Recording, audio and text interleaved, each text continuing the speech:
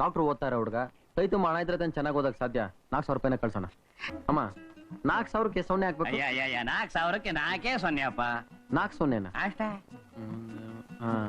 4,000ಕ್ಕೆ 4 0. ಇದನ್ನ ತಗೊಂಡು ನೀನ್ ಬ್ಯಾಂಕಿಗೆ ಹೋಗು. ಅಮ್ಮ ನಾನು ತೋಟಕ್ಕೆ ಹೋಗಿ ಬರ್ತೀನಿ. ಹೋಗ್ಬಾ. ಅಣ್ಣಯ್ಯ ಅಣ್ಣಯ್ಯ, ನಟರಾಜ ಬಾರೋ ಇಲ್ಲಿ. ಅಣ್ಣಯ್ಯ, ನನ್ನ ಮಗ ಕುಸ್ತಿ ಪಂದ್ಯ ಸೇರ್ಕತಾನಂತೆ, ಸ್ವಲ್ಪ ಹಣ ಬೇಕಾಗಿತ್ತು.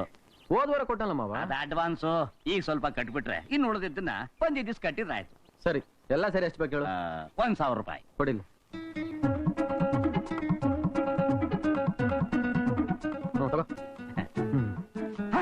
ಅಣ್ಣಯ್ಯ ಸ್ವಲ್ಪ ನಿಂತ್ಕೊಳಪ್ಪ. ಇದೇನಪ್ಪ 1,000 ರೂಪಾಯಿಗೆ ಮುಂದೆ 0 ಬರ್ದು ಬಿಟ್ಟಿದೀಯಾ? 4,000ಕ್ಕೆ 4 0 ಅಂದ್ಮೇಲೆ 1,000ಕ್ಕೆ 1 0 ತಾನೆ. ಏನ್ ನಾನೇ ನಿನ್ ತರ ಪೆಕ್ರ ಅನ್ಕೊಂಡಿದ್ಯಾ?